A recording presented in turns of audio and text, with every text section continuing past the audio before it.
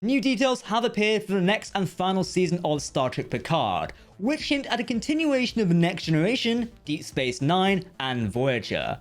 But what could this mean? Let's break down all the new information and what we might expect from the third and final season of Star Trek Picard. The new information comes via Den of Geek, who sat down with Jonathan Frakes, Gates McFadden, Sir Patrick Stewart, and showrunner Terry Matalas to talk about the upcoming third season. This is the first part of the season 3 run-up media we're getting.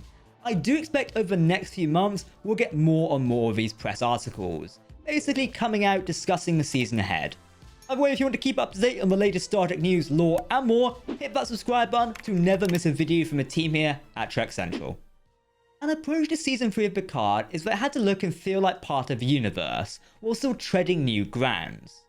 It seems like season 2 of Star Trek Picard was very much an interim season to get this set up, with season 3 being a continuation of the stories over the last 35 years of storytelling, from TNG to Deep Space Nine and Voyager etc.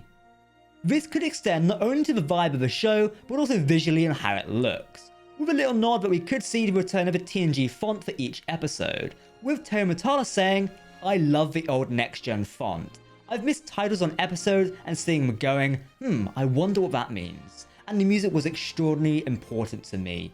So we could see titles for each episode, which is definitely something some fans have been clamoring with for New Trek for quite some time now. And as mentioned, with the sound being important, Stephen Barson, the composer of The 12 Monkeys, which was Matalas' previous show and the recent Star Wars video game, Jedi Fallen Order, is coming in to compose the music for Season 3. We have heard clips of this on Matalas' Twitter feed, with the TNG theme all the way to the First Contact theme. I wish I could show it to you on camera by the way, but unfortunately YouTube would copyright strike us. But go to Trek Central on Twitter and we'll show you there. But the music does not stop there, with another composer joining the season 3 when the score gets massive, and that is Frederick Weidman. So it definitely seems we're going to get some epic scores in season 3, and it already sounds that way. A worry about season 3 of Picard is it was just going to turn out to be the Next Generation show, a season 8 of a series, one might say. And it does seem like, in a way, this is accurate. Terry Matalas says, "In my mind, I would have called it Star Trek Legacy, regarding the third season, but it's in the Picard series, so we have to stick with that name." Now, I guess we have to live with this and it won't get in the way of a good series. Hopefully they can pull season 3 off, but they did get rid of a lot of potentials when this could have been its own show, throwing away a lot of original characters to get a final adventure with the TNG crew, which we'll continue to think, what if? So we get a return of font, music, tone to the Next Generation. Feeling like the story is just continuing with TNG's storyline, which might be good. I mean, we're going to have to wait and see, and that's what we always say, but it's true, we will have to wait and see on how this show feels. But already, it feels epic. As said at the beginning of this video, Picard Season 3 is also meant to be a continuation of the Next Generation and of Deep Space Nine and Voyager. Whether this just means continuing some plot points in both shows, or it's some character mentioned stuff that happened, such as Worf being in the show, who knows. We might get some more story about why he's more pacifist now, perhaps due to his time as an ambassador for the Klingons under Chancellor Martok. Whether it's just honouring what came before or actually weaving those threads into a tapestry for Season 3 will have to be seen. But getting more Deep Space Nine content is a must. Den of Geek, who has seen an early episode of Picard Season 3, teased that huge events from Deep Space Nine play a part in the ploy of the show. This could be anything from the Dominion War to Cardassia to even the Breen, for example. With Star Trek Prodigy being a sneaky Voyager sequel and Picard having returned in the Next Generation cast, we need something in-universe to validate and confirm the impact not only for Deep Space Nine had on us, but for continuity of Star Trek as a whole. Matalas said the following during his interview: "I think it's important to Deep Space Nine fans to feel seen. It's a continuation of Voyager 2. Of course, with 7 of 9 in our show. If you're going to be in this time period, there's such a rich opportunity to honour what came before."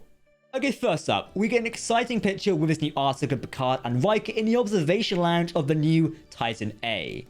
There are some interesting small details here which are pretty cool, and as can be expected when we have a production designer like Dave Blass and all the talented set design people working behind the scenes to ensure these tiny small details actually look really cool. In Season 2 of Picard became Chancellor of Starfleet Academy in 2401. It seems that the events of Season 2 did not change this, with Picard's comm badge still being the Chancellor comm badge seen in Season 2, which is a delta flanked by laurel leaves on a horizontal bar. Obviously, he still is Jean-Luc Picard and an admiral, so the chances of going off on a mission is acceptable instead of doing whatever chancellors do at Starfleet Academy. Maybe change the Kobayashi move test, maybe discuss over cups of tea, anything's possible. Now, Riker is seen next to him what looks to be a more casual uniform jacket, with the shoulder coloring still there. Still, a zip going down the center with a normal 25th century comm badge and Captain Pips. So Captain Riker does return, probably in a more active service than being simply on reserve. We see some gold ships behind our duo, done by Bill Krause, who did the Stargazer model in Season 2. Sorry, models in Season 2, the metal ones on the wall. These are definitely interesting because the one on the far left looks damaged with holograms filling in the destroyed section.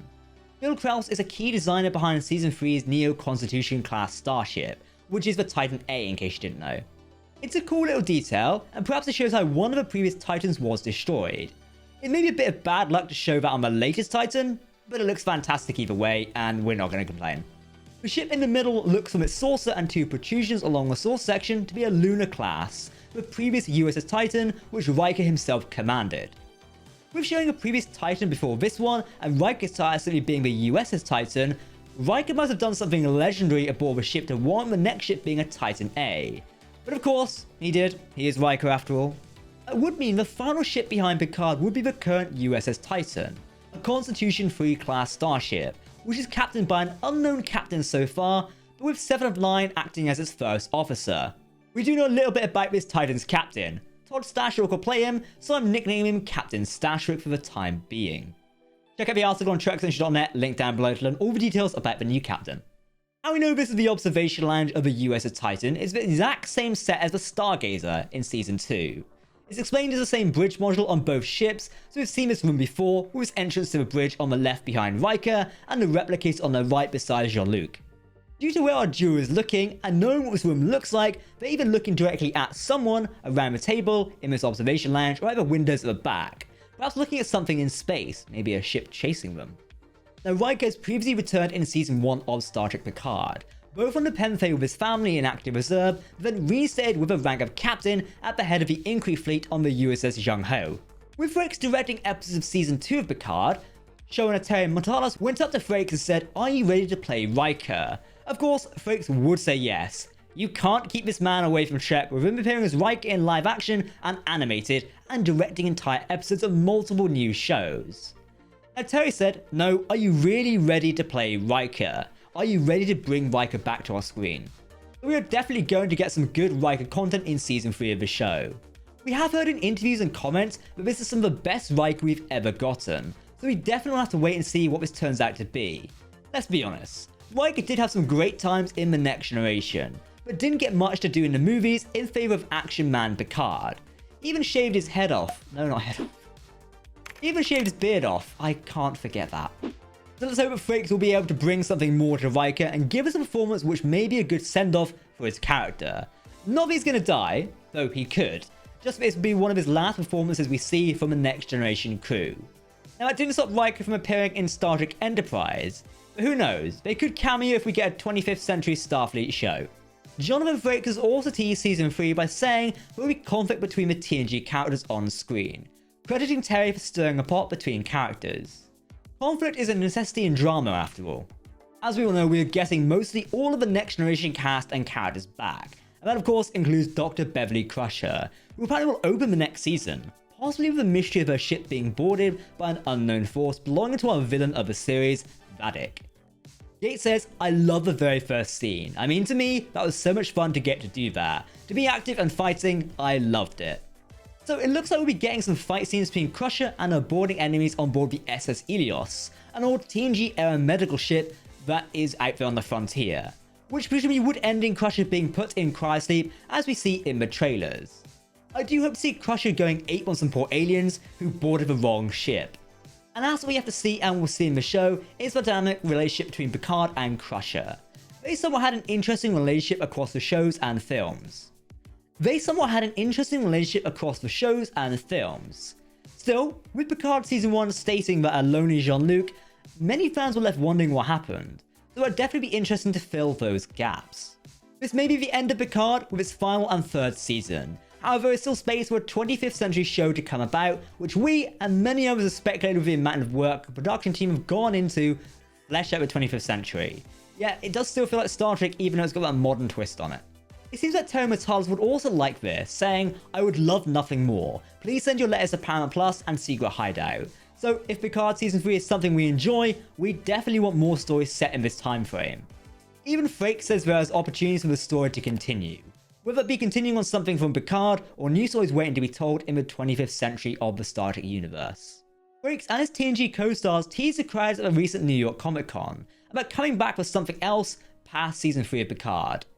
Ultimately, this all rests on how Picard Season 3 is received by the Star Trek fans and the wider community. But as I always say on Trek Central, we'll need to wait and see. If you want to keep up to date on the latest Star Trek news, lore, and more, make sure to hit that subscribe button to never miss a video from the team here at Trek Central. You can also follow us on social media or join our community Discord server. For now, I've been Captain Jack. Thank you so much for watching, and the hype for Picard Season 3 is just starting. We'll see you very soon. Probably not long now. Alright everyone, live long and prosper, and I'll see you next time.